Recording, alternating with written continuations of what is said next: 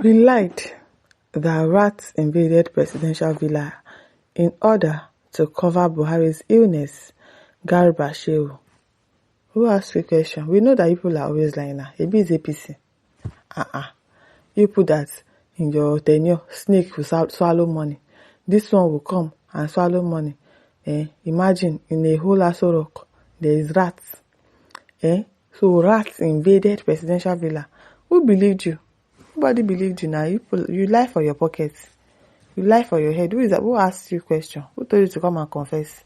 We lied that rats invaded presidential villa. You think we believed you? You think we believed that lie? People are lying. You lie for your head now. Rats invaded presidential villa. I beg. Former Special Assistant on Media and Publicity to ex-President Muhammadu Buhari, Garba Shehu, has said the story that some rats invaded the presidential villa was an outright fabrication to distract Nigerians from the president's health issues. That's how they do now.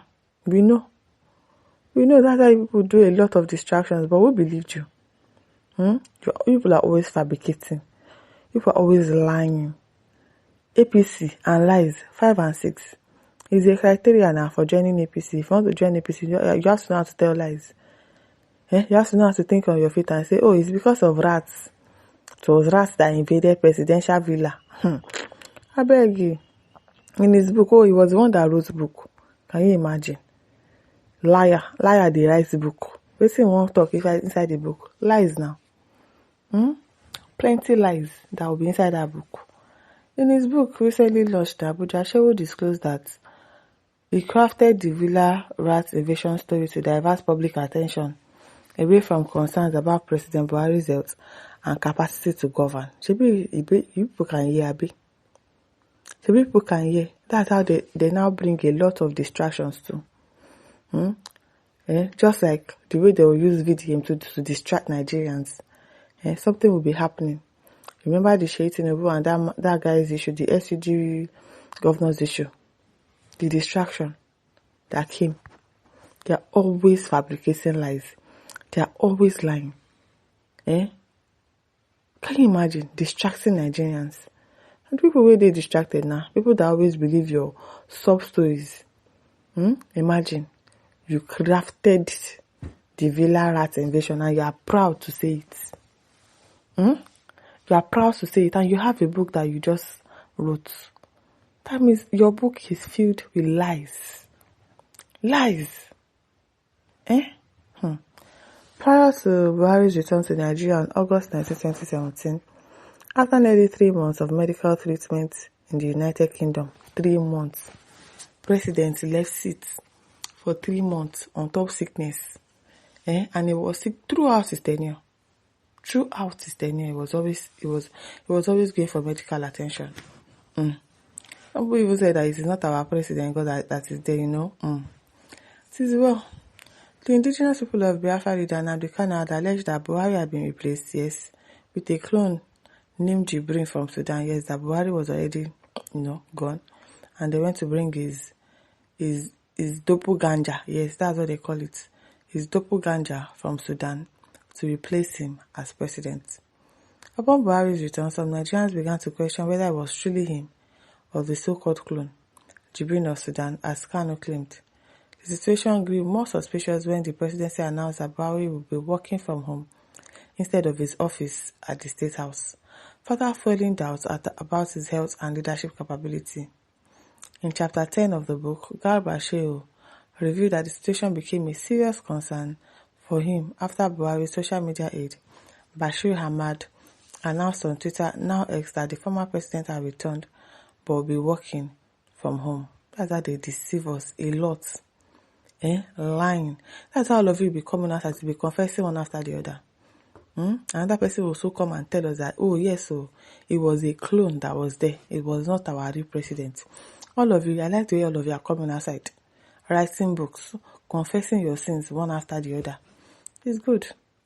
Shehu narrated, so in few hours of the president's return, I picked up a conversation in the office of the chief of staff, where the chief, a few principal officers and the permanent secretary sat over lunch. The damage to the cable was noticed and it needed fixing. Someone speculated that VAT may have caused that damage, given that the office was unused for a long time. When the surgeon calls for explanation of how the president will be working from home, if truly he had recovered his health and fit for the office came, I said to the reporter that the office, which had been in disuse, needed renovation because rats may have eaten and damaged some cables. The ex-presidential spokesperson in the book continued, with reporters wanting to know more. The number of calls increased, with some, including the BBC Hausa, interrogating me on the type of rats we had in the villa that could eat wire cable, no be small thing. Now, vampire rats.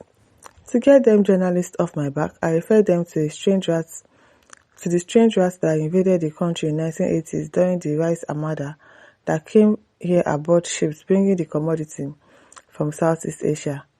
As was known of them in their destructiveness, those rats ate just anything anyone could imagine.